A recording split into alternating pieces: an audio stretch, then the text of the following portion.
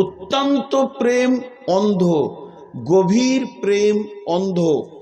একটা দর্শন তত্ত্ব বলছি, শোনেন ভালো করে। গভীর প্রেমের চোখ অন্ধ, দুশ্মনের চোখ অতি শুল্ক।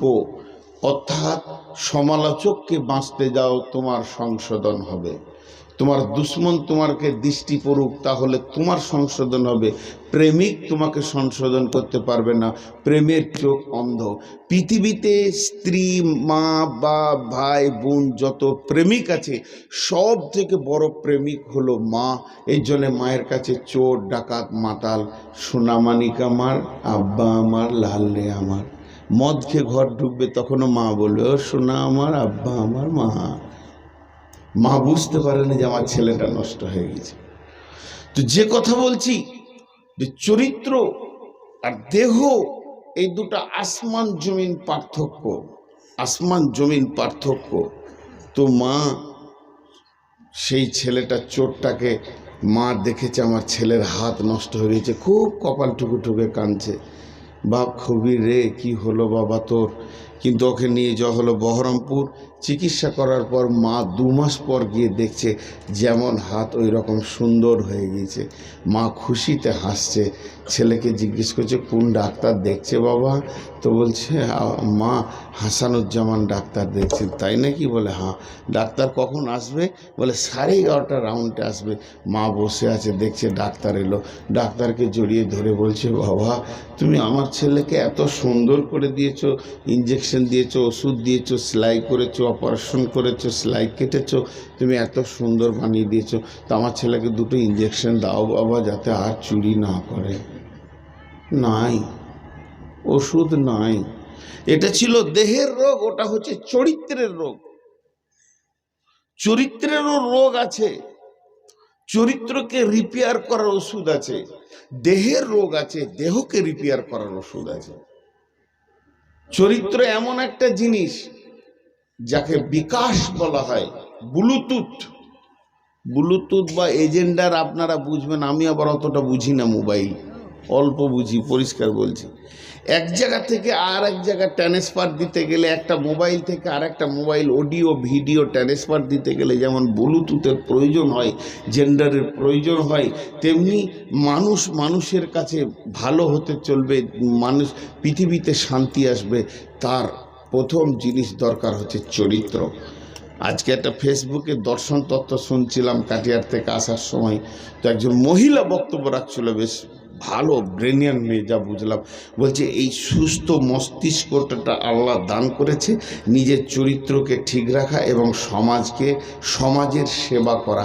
এখানে 18-20টা কি আছে, স্বেচ্ছাসেবক আছে, কিন্তু তা নয়, পৃথিবীর সমস্ত মানুষই আল্লাহর তরফ থেকে স্বেচ্ছাসেবক।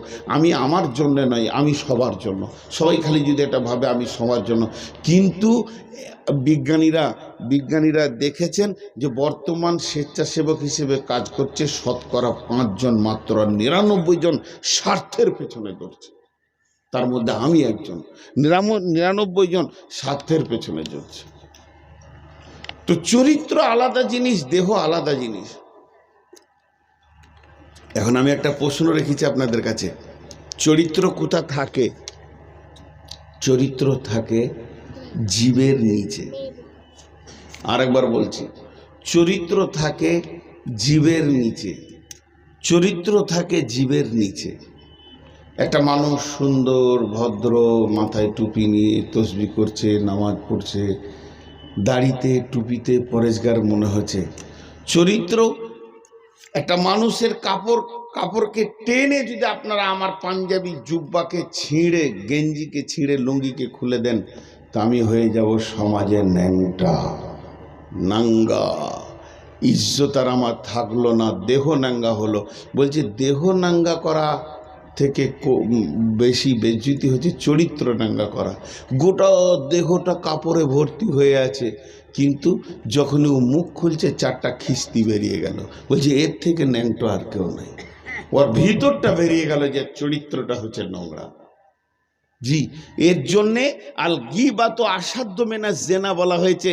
মানুষ যখন জেনা ব্যভিচার করে তখন শরীরে কাপড় থাকে না, না নারীর থাকে না পুরুষের থাকে, উভয়ে আগে বেহায়া হয়, কাপড়গুলোকে সরিয়ে দেয়, তারপরে যৌন চরিতার্থ করে, যেটা স্বামী স্ত্রীতে করে, ওটা অবৈধ নারী পুরুষে মিলে। তো এইটার থেকে বলছে গীবত করা আরো খারাপ। রসুল বলছেন তার মানে কি, গোটা শরীরে কাপড় আছে, একজন মহিলা বোরখা পরে আছে, একজন পুরুষ মাথার টুপি পাঞ্জাবি আছে, কাপড় খুলেনি, একটুকু দূরে দাঁড়িয়ে দাঁড়িয়ে হয়তোবা আপন ভাই বোন কিংবা স্বামী স্ত্রীও হতে পারে, তারা আরেকজনের গীবত করছে। রসুল বলছে ওইটা আরো খারাপ। জিভ খুলে যাওয়া, মানে গোপন অঙ্গ খুলে যাওয়ার থেকে জিভ খুলে যাওয়া আরো নোংরা। জীবের মতো নোংরা কিছু নেই। একটা স্যাম্পেল দিই আপনাদেরকে, দেহ আর চরিত্র। দেহটা দেখতে কালো, ঠোঁটগুলি ছিল মোটা, নাকটা ছিল মোটা, তাকালে তার দিকে বিভৎস লাগতো, কিন্তু তার বাড়ি সে বিদেশি নাইজেরিয়ান। বিভৎস চোখগুলো, মাথা মোটা, বডিটার মধ্যে কোনো শেপ সাইজে নাই। আল্লাহর নবীর তিনি স্থায়ী মুয়াজ্জিন ছিলেন, নাম ছিল হযরতে বেলাল। সারা পৃথিবী জানে বেলালের মতো বিভৎস কুৎসিত দেখতে কেউ ছিল না। যেদিন বেলালকে আবু জাহেল আর বেঈমান উমাইয়া লোহার চাবুকে মারছে, বেলাল বলছে আহাদ আহাদ। বিশ্বনবী দেখলেন, নবীজির চোখে অশ্রু সিক্ত হলো, তিনি কাঁদলেন মসজিদে নববীতে, আর বলে ফেললেন বেলালের নির্যাতন আর সহ্য হচ্ছে না। বেলাল কত ট্যালেন্টেড, বেলালের রেজাল্ট কত, মাধ্যমিক আর উচ্চ মাধ্যমিকের ক্যান্ডিডেটরা শুনে নাও। বেলালের প্রশ্ন কোশ্চেনটা কত হার্ড ছিল। একটা কোশ্চেন আপনাদের সামনে বলছি। আবু জাহেল চাবুকটা নিয়েছে, বলছে বেলাল রে আমার প্রশ্নের উত্তর দে। বেলাল বলছে বল। বলে তোর আল্লাহর ক্ষমতা বেশি না আমার ক্ষমতা বেশি? হযরত বেলাল বলেন আমার আল্লাহর ক্ষমতা বেশি। আবু জাহেল বলছে বা তোর আল্লাহকে বল, আমার হাত থেকে তোর আল্লাহ তোকে রুখবে। এই যে চাবুক তুলছি এখনো তোর আল্লাহকে বলে দে। এবার দুটা চাবুক মেরে দিয়ে বলছে বল আমার ক্ষমতা বেশি না তোর আল্লাহর ক্ষমতা বেশি? বেলাল তখন বলছে হতভাগা বেঈমান, বুকে পাথর চাপানো ওই অবস্থায় বলছে বেঈমান আবু জাহেল রে, তোর এতটুকু তো জ্ঞান নাই, গভীর তথ্য জ্ঞান যদি তোর থাকতো এ ধরনের প্রশ্ন করতিস না। তবে উত্তরটা শুনেলে, হে বেলাল তোর আকীদা, তোর বিশ্বাস, তোর ঈমান, তুই আমাকে মারছিস। আমি বেলালের এত মার খাওয়ার পরও এ বিশ্বাসটা নাই যে তুই আমাকে মারছিস। হাটে একটা হাঁড়ি কিনতে গেলে মানুষ বাজিয়ে দেখে নাই হাঁড়িটা টান টান করছে কিনা, হাঁড়িটা ফাটা আছে না গোটা আছে। তো আমার রব আমাকে চিরসুখ জান্নাতের মেহমান বানাবে, এর জন্য তোর মতো বেঈমানকে দিয়ে আমার ঈমানটাকে বাজাচ্ছে। আমি ঈমানের শ্রেষ্ঠ প্ল্যাটফর্ম থেকে 1 ইঞ্চি নিচে নামব না। নবীজি চোখের পানিতে বললেন বেলালের নির্যাতন আর সহ্য হচ্ছে না। এমন সময় আবু বকর দাঁড়িয়ে বললেন ইয়া রাসূলুল্লাহ, আপনি বলেন আমি বেলালকে এক্ষুনি নিয়ে আসছি আজাদ করে। বেলালকে আজাদ করে নিয়ে আসলেন দয়ার নবী। বেলাল আবু বকর বেলালকে আজাদ করে হাতে ধরে নিয়ে এসে নবীজির সামনে বললেন ইয়া রাসূলুল্লাহ, এতদিন বেলালকে আমি কিনে নিয়ে এসেছি, এখন বেলাল আমার, আমি আমার বেলালকে আপনাকে হাদিয়া করে দিলাম, গিফট দিয়ে দিলাম, আপনাকে আমি দিয়ে দিলাম উপহার। ও দয়ার নবী গো, এখন বেলাল হলো আপনার। নবীজি বললেন বেলাল রে তোমার মতো স্কলারশিপ ছেলে, ট্যালেন্টেড ছেলে, ইমানের আপার লেভেলের পরীক্ষা দিয়েছো, তুমি চাকরি না পেলে চাকরি কে পাবে? তোমাকে আগে চাকরি দি, আমি যে মসজিদের ইমাম, তুমি সেই মসজিদের মুয়াজ্জিন। হযরতে বেলাল যখন কানে হাত দিয়ে আজান শুরু করলো, সাহাবীদের ভিতরে কেউ বলে ফেললো, ওই কালো কৌয়াটা, কালো দাঁড় কাকটা কেন কাবার মিনারে উঠবে? বিশ্বনবী বললেন, হে আল্লাহর গোলাম, তুমি বেলালের বাহ্যিক দেখলে, ভিতরটা দেখলে না। বেলালের ভিতরটা নুরানি আলোতে ঝকমক করছে, এ বেলালকে তুমি চিনলে না। একদিন হযরতে সাদ রাদিয়াল্লাহু তাআলা আনহু বেলালকে ডেকে ফেললেন, এ কালো মেয়ের বেটা। আরে ভাই, মুচির ছেলেকে যদি মুচিও বলা হয়, সমাজে তার মনে কষ্ট হবে। এই কথা যখনই বলে দিলেন, দয়ার নবী বললেন, হে হযরতে সাদ, তোমার এই রকম করে বেলালকে ডাকাটা ঠিক হলো না। তখন হযরতে সাদ বুঝে নিলেন, আমার দ্বারা একটা বড় ভুল হয়ে গেছে। নামাজ পড়ার পর হযরতে সাদ বেলালের রাস্তায় দাঁড়িয়ে আছেন, বেলালের রাস্তায় বসে আছেন। বেলাল কখন বাড়ি যাবে ওর চেতনা এলো, ইমোশনাল বলে ফেলেছিলাম, কিন্তু কথাটা তো ঠিক হয়নি। হযরতে সাদ বেলালকে দাঁড় করিয়ে বলছে, ও ভাই বেলাল, আমি শুয়ে যাই আর তুমি তোমার পাটা দিয়ে আমার মুখটাকে লগড়ে দাও। আমি অনেক নোংরা কথা বলে ফেলেছি, এটাই হচ্ছে আমার সাজা। সেই বেলাল বাহ্যিক দেখতে যতই খারাপ হোক না কেন, বেলালের অন্তরটা ছিল একদম নূরানি, নূরের আলো। তাই তো নবীজি বেলালকে বলেছিলেন, বেলাল, তুমি কি জানো কিয়ামতের দিন আল্লাহ তোমার সঙ্গে কি ব্যবহার করবে?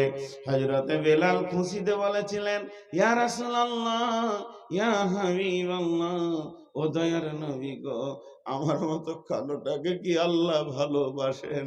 আমি যে দেখতে সুন্দর নই। দয়ার নবী বললেন, বেলাল, জান্নাতে প্রথম যে ব্যক্তিটা পা রাখবে সেটা আমি জান্নাতকে বরাদ্দ করে আসব। এরপরে আমার কিয়ামতের মাঠে ডিউটি রয়েছে সাফাহাত করা। সাফাহাতের কাজ সেরে যখন ফাইনাল জান্নাতে আমি যাব, আল্লাহ আমাকে উটের উপরে চড়িয়ে জান্নাতে নিয়ে যাবেন। আমি যে উটে চেপে জান্নাতে যাব, বেলাল রে, তুমি সেই উটের লাগাম ধরে জান্নাতে যাবি। এই পানি ঘোটা এদিকে আয়, জগ আর পানি নিয়ে আয়, চলে আয় সোজা, এখানে রাখ। সব কারবালার মতো কেউ মরবে না 2 ঘন্টা পানি না খেলে। চলে আয় সোজা। আপনারা সবর করেন 2টা ঘন্টা, বড় কষ্ট হয়।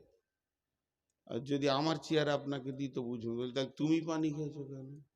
আমি পিয়াসে খাইনি, 4খানা ট্যাবলেট খেয়ে উঠেছি। অনেক চাপে থাকি ভাই, একটু ধৈর্য ধরেন। দিনের কথা ধৈর্যের মধ্য দিয়ে শুনলেই ভালো হয়। আপনাদেরকে আমি কষ্ট দিলাম, এর জন্য আমি ক্ষমা চাইছি, মাফ চাইছি। তাহলে চরিত্র আলাদা আর দেহ আলাদা। লাহাব মানে জানেন? লাহাব শব্দের অর্থ হচ্ছে অগ্নিশিখা। আগুনটা যখন লতিটা এরকম করে, তো কাঠে যেখানে জলে জলে, তোমরা 3 জন 3 জায়গায় বসো। এই ওই ওই উঠো, তুমি উঠো, ওইদিকে যাও। তোমরা 3 জন 3 জায়গায় বসো, আমার কথা শোনো। উঠো উঠো উঠো উঠো, কোনো লজ্জা করার নেই, উঠো। 3 বন্ধুতে এসেছো, না না তোমাকে বলি না রে বাবা, ওই যে চলে এসো।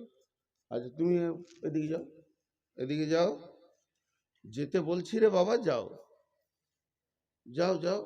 লাও, ওকে হঠাৎ কেন? আমি যতক্ষণ থেকে বয়ান করছি তোমাদের গল্প বন্ধ হয়নি। হ্যাঁ, চোখের সামনে ডিস্টার্বগুলো করিও না। আল্লাহ হেদায়েত দেবে, আমাকে দেবে, তোমাকেও দেবে। আমি যে হেদায়েতে পূর্ণাঙ্গ হয়ে গেছি তা নয়। কোরআন হাদিস শোনার সময় ধ্যান দিয়ে শুনতে হয়, ধ্যান না থাকলে ঘুমিয়ে যেতে হয়। তো লাহাব অগ্নিশিখা, আবু লাহাব অগ্নি শিকার বাপ, দেখতে অতি সুন্দর, চকচক চকচক চকচক করছে দেহ, তাকালেই মানুষ ওর দিকে তাকিয়েই থাকছে, কিন্তু চরিত্রটা ছিল নোংরা। এত নোংরা ছিল, শেষ পর্যন্ত ওর কাছে কেউ যায়নি, মরলো গা ঘা হয়ে। তোর লাশটাকে তুলে কেউ কাফন দাফন করবে এরকম লোক পায়নি, এরকম লাঠি করে খুঁচে খুঁচে নিজে গর্তে ভরা হয়েছে। এর নাম লাহাব। তো চরিত্র হলো সব থেকে দামি জিনিস। চরিত্র থাকে জীবের নিচে। একটা মানুষকে রাগিয়ে দেন, ন্যাংটা হয়ে যাবে, সঙ্গে সঙ্গে ন্যাংটা হয়ে যাবে, অনর্গল খিস্তি করবে, অনর্গল।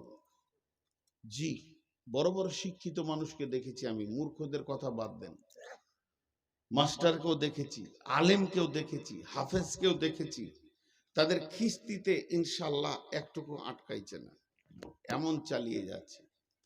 তো চরিত্র ন্যাংটা হবে। চরিত্র কেমন? চরিত্র কেমন? চরিত্র কেমন এর উত্তর হবে, টিউবের ভিতরে হাওয়া যেমন। টিউব দেখা যায়, নজেল দেখা যায়, রবার দেখা যায়, কিন্তু হাওয়াটা দেখা যায় না, সম্পূর্ণ হাওয়ার ওপরই ডাম্পারটা যাচ্ছে। টিউবের ওপরে লয়, টায়ারের ওপরে লয়, টিউব টায়ার হাওয়াকে রেখেছে, দিয়ে ওকে গোলাম বানিয়ে চললো। একটা মানুষের ভিতরে চরিত্র থাকে, কিন্তু ওকে দেখা যাবে না, চোখ কান হাত পা সব দেখা যাবে, চরিত্র দেখার জিনিস নয়। টিউবের ভিতরে হাওয়া যেমন। এখন একটা ছোট্ট প্রশ্ন করব, আপনারা ভুল হলেও উত্তর দিয়ে দিয়েন। টিউবের ভিতরে হাওয়া থাকে না রাখতে হয়? রাখতে হয়। প্রতি মুহূর্তে হাওয়া খালি একটা লিক খুঁজে, একটা লিক যদি পেয়ে যায়, বাস শেষ হয়ে গেল, একদম নিচে বসে গেল, ওকে বলে দিল তুই দেখে লিগা, আমি চলে গেলাম। তো মানুষের ভিতরে চরিত্রকে ওইভাবে রাখতে হয়, অনেক কষ্ট হয়। ডান দিক থেকে বাঁ দিক থেকে খালি লিক করার জন্য মানুষ ছটফট করছে, আমাকে রাগাচ্ছে, ডান দিক থেকে বাঁ দিক থেকে সামনে থেকে পেছনে থেকে, যে কোনো হালে যেন আমি ফায়সা কথা বলে রেগে ন্যাংটা হয়ে যাই। টিউবের ভিতরে হাওয়া যেমন, হাওয়া নিজে থাকে না, জোর করে হাওয়াকে রাখতে হয়, তেমনি হাওয়াকে রাখার জন্য এত ব্যবস্থাপনা। যদি থেকে যাই তাহলে ওই হাওয়াকে দিয়ে অনেক কাজ হবে। তেমনি একটা মানুষের ভিতরে চরিত্রকে হাওয়ার মতো করে রাখতে হয়। আমার টায়ার বানাতে সময় লাগে, টিউব বানাতে সময় লাগে, আবার হাওয়া ভরে নজেল দিয়ে তাকে রেডি করতে অনেক সময় লাগে, কিন্তু যেতে কোনো সময় লাগে না। একটা মানুষের চরিত্রবান হতে অনেক সময় লাগে, তাকে অনেক মেপে চলতে হয়, মেপে কথা বলতে হয়। সমাজে নিজেকে সুন্দর মানুষ বানাতে গেলে অনেক অনেক ধৈর্যের বিষয় আছে, কিন্তু 70 বছর ধরে চরিত্র বানানো যায়, চরিত্র যেতে 70 সেকেন্ড লাগে না। আমি নূর মোহাম্মদ আপনাদের কাছে ভালো, আমি নূর মোহাম্মদ আপনাদের কাছে বড় মৌলভী, আমি নূর মোহাম্মদ আপনাদের কাছে মুফাসসির। আল্লাহ আমাকে বাংলাদেশ ভারত অনেকটা জায়গা দিয়ে দিয়েছে, দাপিয়ে ঘুরছি। আপনারা আমাকে সম্মান দিয়েছেন, সম্মানের বিছানা দিয়েছেন, সম্মানের খাওয়া দিয়েছেন, এই প্রধান বক্তার চেয়ারটা সম্মানের আপনারা আমাকে দিয়েছেন। আমার আল্লাহ আপনাদেরকে দিয়ে আমাকে দিয়েছেন। আমি বড় চরিত্রবান মানুষ, ভালো মানুষ, কিন্তু যদি একবার কালকে শুনেলেন নূর মোহাম্মদ অমুকের মেয়ের কাপড় ধরে টেনেছে, কিংবা সুদের কারবারে গোপনে জড়িত আছে, কিংবা গোপন সূত্রে জানি সে গাঁজা মাঝে মাঝে খায়, একটি লিক যদি আপনারা পেয়ে যান, এ চেয়ার থাকবে না, এ সম্মান থাকবে না, মানুষ মানুষ আমার নাম বললে সে থুতু ফেলবে, ঘৃণা করবে এবং আমাকে মাটির সঙ্গে মিশিয়ে দেবে। অতএব চরিত্র বানাতে যে সময় লাগে, চরিত্র যেতে সেই সময়টা লাগে না। পৃথিবীর বুকে একজন বড় নিষ্ঠুর, আল্লাহ মাফ করেন কিন্তু সে মাফ করে না, তার নাম হলো ইতিহাস। একজন মরে না, কিয়ামত পর্যন্ত মরবে না, তার নাম ইতিহাস। আবু বকর মারা গেছে, আবু বকরের ইতিহাস বেঁচে আছে। উমর মারা গেছে, উমরের ইতিহাস বেঁচে আছে। নবী মুহাম্মদ সাল্লাল্লাহু আলাইহি সাল্লাম মারা গেছেন, তার ইতিহাস বেঁচে আছে। এগুলো হলো সোনালী ইতিহাস। তেমনি নোংরা কালো নর্দমার কীটের ইতিহাস। আবু জাহেল বেঈমান মরে গেছে, তার ইতিহাস আজও বেঁচে আছে। ফিরআউন মারা গেছে বেঈমান, তার ইতিহাস আজও বেঁচে আছে। অতএব ইতিহাসের সঙ্গে চরিত্রের সম্পর্ক রয়েছে। তুমি মেপে পা ফেলো, পৃথিবী তো তোমাকে একদিন ছাড়তেই হবে, যেন চরিত্রে লাল দাগ না পড়ে যায়। একবার যদি চরিত্রে লাল দাগ পড়ে যায়, তুমি মরে মাটির সঙ্গেও মিশে গেলে মানুষের জবানে তুমি নোংরা মানুষ হয়ে থাকবে। পৃথিবীর ইতিহাস এত নিষ্ঠুর, ইতিহাস মাফ করে না, আর ইতিহাস মরে না। অতএব হে মানব, তোমার প্রতি সেকেন্ডে কথা বলার আগে তুমি একটু ভেবে নাও। এর জন্য আমার আল্লাহ বলছেন, ওয়াইদা কুলতুম ফাদিলু, যখন তুমি তোমার জবানকে খুলবে, তোমার আদালতের সঙ্গে সম্পর্ক করো। আদালত দেহের মধ্যে আদালত হলো কে? মাথা, মগজ, আর এর সৈন্য সামন্ত সিআইডি হলো কান, নাক, চোখ, আর সৈন্য হলো দাঁত। এতগুলোর ভিতরে তোমার জবানকে রেখেছি। কথা বলবে তো ইনসাফের সঙ্গে কথা বলবে, আদালত ঠিক রাখবে, নচেত তোমার চরিত্রে নোংরা দাগ পড়ে যাবে। একটি বার যদি নোংরা দাগ পড়ে যায়, সারা পৃথিবীর ডাস্টার নিয়ে সমস্ত বোর্ডকে সাফ করা যাবে, কিন্তু চরিত্রের দাগ সাফ করার আগ পর্যন্ত ডাস্টার পৃথিবীতে উঠেনি। হে মানব, তুমি অতি সাবধানে হাঁটবি।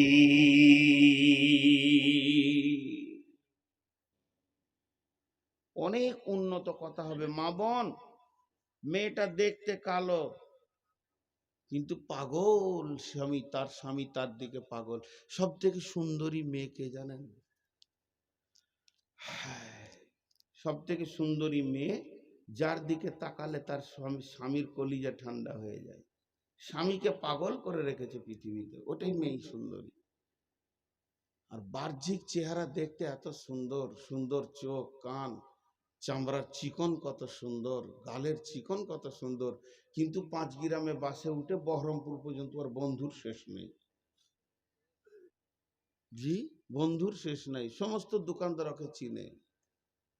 জি না, জি না, ওকে শালপাতার মতো লোক ব্যবহার করবে কিন্তু বৌমা বানাবে না। মেয়েটা দেখতে কালো কিন্তু আল্লাহর সঙ্গে সম্পর্ক আছে। চরিত্রের যে কত মূল্য, খালি চরিত্র শব্দটা নিয়ে বলতে থাকলে অনেক সময় লাগবে। এখন আমি যেটা আপনাদের হাতে ধরেছি, এইটার দিকে একবার তাকান। এটা হলো মহাসত্য। শুধু সত্য নেই, মহাসত্য। সত্যের আকবার, সিদ্দিকে আকবার, এর ওপরে আর সত্য বলে কিছু নাই। আল্লাহর কালাম মহাসত্য। একবার তাকান আপনারা, আমি জিজ্ঞেস করব এটা কি, আপনারা বলবেন মহাসত্য। এখনকার মতো এইটা বলবেন। জি, এই জিনিসটা আল্লাহ তাবারক ওয়া তাআলা জিবরাইলের মারফতে আমাদেরকে দিয়ে পাঠিয়েছেন, রাসূলুল্লাহ সাল্লাল্লাহু আলাইহি ওয়াসাল্লামের কাছে জমা হয়ে আমরা পেয়েছি। সকলে যার দিলে এর প্রেম আছে, যিনি আল্লাহর কালামকে ভালোবাসেন হৃদয় দিয়ে, তিনার জীব কিন্তু কথা বলবে, বন্ধ থাকবে না। এটা কি বললাম? সকলে বলেন, কি বললাম? মহাসত্য।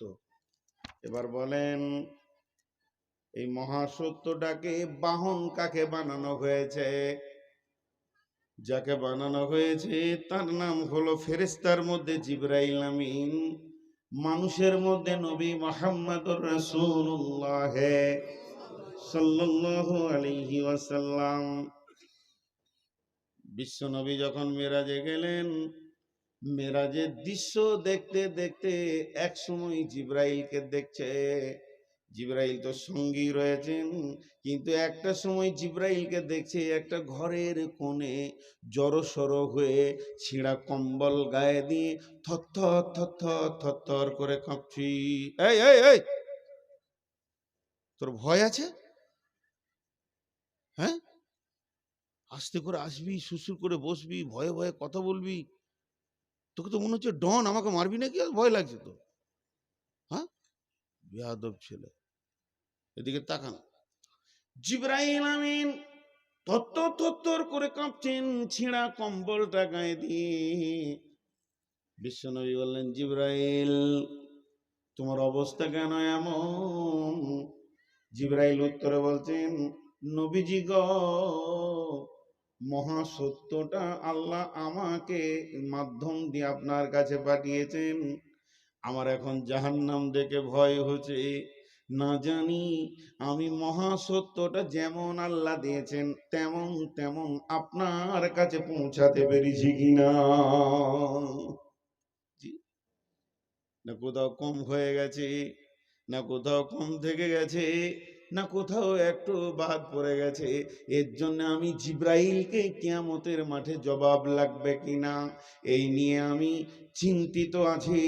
ও দয়ার নবী গো, বিশ্ব নবীকে এই মহান সত্যটা দেওয়া হলো।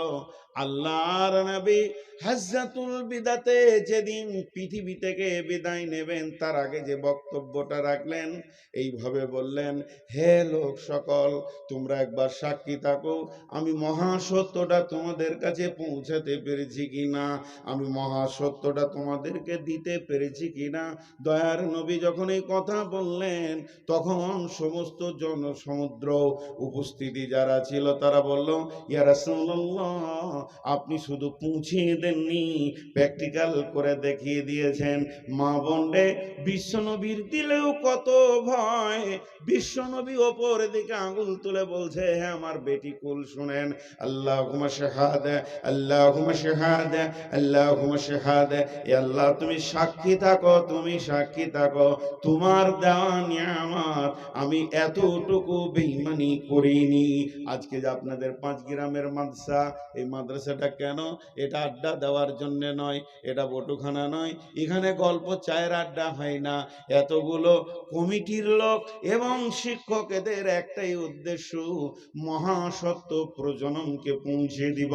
এটাই তো এত টাকা, এত খরচা, এত দরাদরি, এত লাফালাফি, এত লোকের দরজায় দরজায় গিয়ে ভিক্ষা, তার একটাই